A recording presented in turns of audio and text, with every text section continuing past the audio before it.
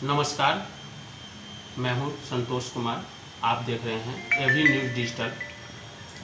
इस वक्त मैं पटना के प्रसिद्ध लेखकों में से एक अंकित श्रीवास्तव से मिलाने जा रहा हूं।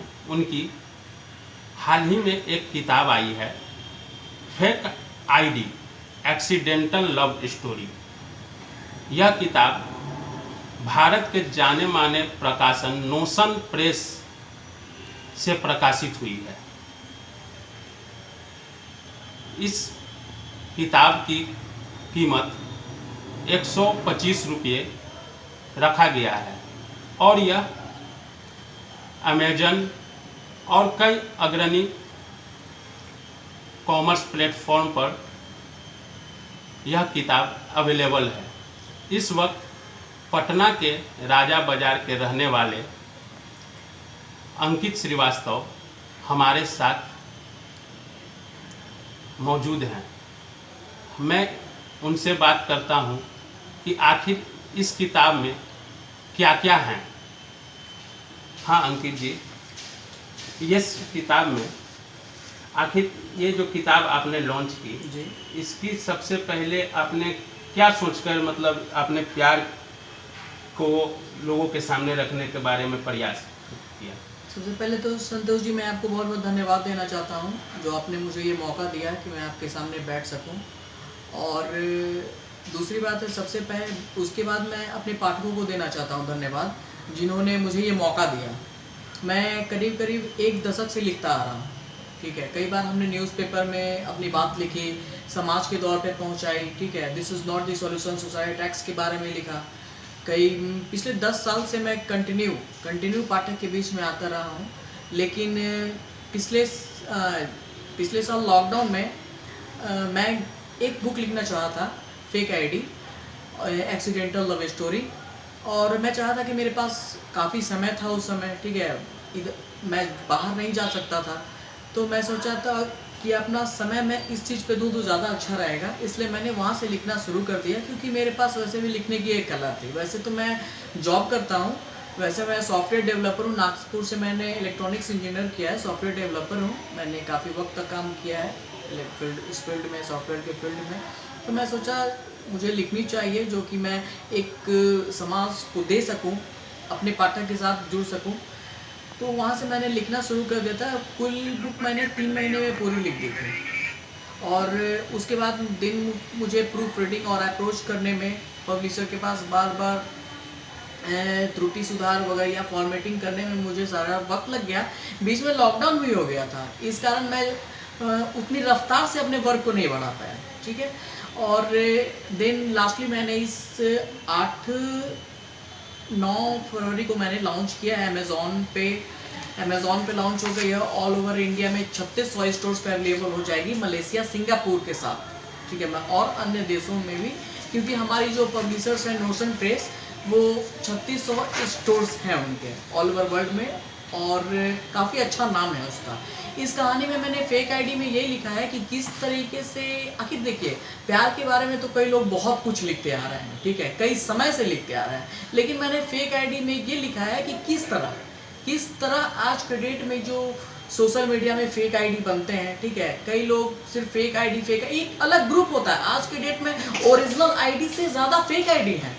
फेक आईडी है जिससे आप पहचान नहीं पा सकते हैं कि ये लड़की है या ये एक लड़का है, या अच्छा इंसान है, बुरा इंसान है, उसकी लोकेशन कहाँ की है, ठीक है। तो इन सब से बचना बहुत ही ज़रूरी है, ठीक है।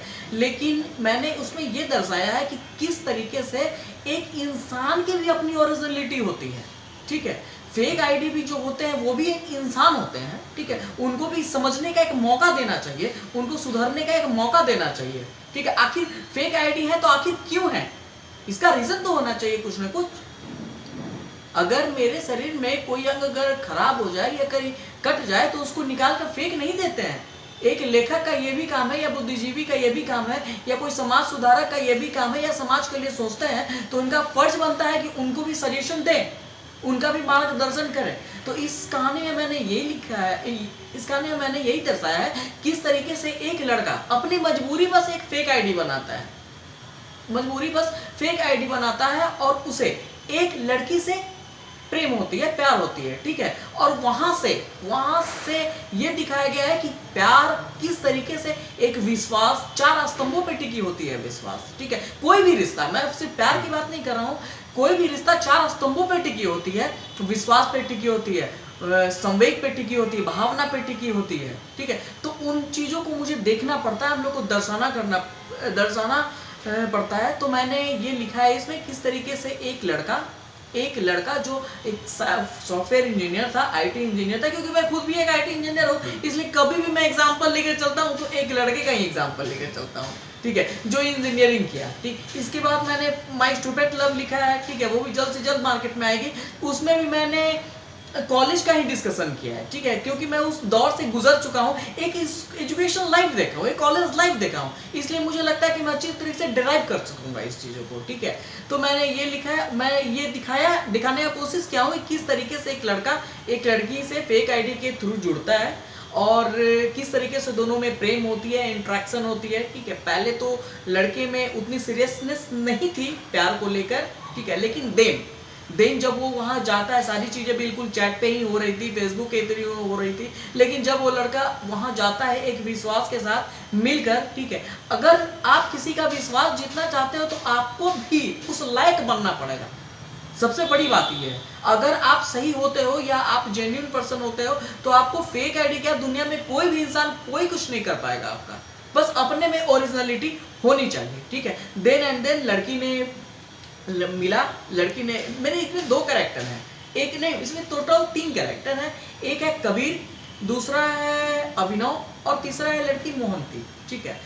किस तरीके से एक लड़के ने फेक आईडी के थ्रू लड़की से जान पहचान की, देन उनके बुलाने पे वो गया, वो लड़का रहता था हैदराबाद में और वो लड़की रहती थी इंदौर में। तो दोनों जाकर एक दूसरे से मिलने के लिए गए, उनके जन्मदिन पे बुलाने के लिए जब उन्हें सब कुछ पता चला कि नहीं दिस इज फेक आईडी, पर मैंने 2 दिन जिस तरीके से बिताया है उनके साथ, ठीक है, काफी इंट्रैक्शन लगा, दोनों को लगा कि नहीं he is genuine, fake ID का ये जेन्युइन से भी जेन्युइन है, बिल्कुल इंसानियत का एक स्तंभ वहां पर हासिल हुआ, ठीक है। लेकिन सबसे बड़ी बात ये थी कि उस लड़के ने एक अपने दोस्त को भी बताया था ये बात है, ठीक है, जिसका नाम अभिनव था, ठीक है। उस दोस्त ने ही उसके साथ मतलब कुछ ऐसा किया जिससे कि दोनों रिश्ते खराब हो चुके, ठीक है। एक फेक आईडी नहीं, एक दोस्त के कारण ही, फेक आईडी के कारण नहीं खराब, वो एक दोस्त के कारण ही खराब हो चुके।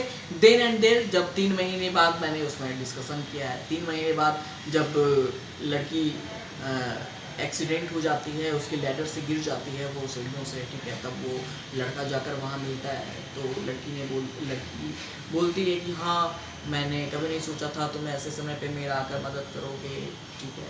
तो लड़के ने बोलता है हाँ मैं तो वादा किया था तुम्हें मदद करने का, इसलिए मैं तुम्हारे पास आया हूँ, ठीक है। तो अब लड़की ने बोलती है कि ठीक है तुम अब मेरे साथ आ जाओ, लेकिन नहीं मैं नहीं रह सकता तुम्हारे साथ, क्योंकि अब रिश्ते में दरार हो गई है और वो झुकती नहीं है। एक बार गांठ पड़ जाए तो कोई भी रिश्ता झुकता नहीं है, और ये तो दिल से जुड़ी हुई रिश्ते होते हैं, एक बार टूट गए तो फिर उसको जोड़ना बहुत ही मुश्किल होती है। मैं सभी से ये गुजारिश करूँगा कि ये बुक एक बार पढ़ें, लें, मुझे मौका दें, ठीक है। और आगे मतलब कौन कौन सी किताबें आपकी मार्केट में आने के लिए तैयार है? मेरी इसके पहले सुशांत सिंह राजपूत की भी मैंने एक बुक लिखने के लिए सोचा है और न्यूज़पेपर में भी हाईलाइट हुई थी, उनकी बायोग्राफी लिखने के बारे में सोचा, लेकिन उसके पहले मेरी 2 टाइटल अभी बनी हुई है। दूसरी आएगी मेरी जल्द से जल्द 3 महीने, माय स्टूपिड लव, और उसके बाद आएगी द रोड साइड स्लट। मैं समाज से जुड़ी पुस्तकें भी निकालना चाहता हूँ, जैसे कि द रोड साइड स्लट ये हो गया कि जो रोड पे जो लोग प्रोस्टिट्यूट्स वगैरह होती हैं, ठीक है, किन कारणों से होती हैं, ठीक है, आखिर क्या मुद्दा है उनके बीच में, ठीक है, आखिर उनकी क्या परेशानी है, इस चीज़ को लेके भी मैं लिखना चाहता हूँ। इसलिए मेरी 2 बुक अभी बिल्कुल करीब रेडी पे है और आगे 3 से 6 महीने में मैं दोनों बुक निकाल दूँगा, ठीक है। पटना के पुस्तक प्रेमियों को ये किताब कैसे अवेलेबल होगी?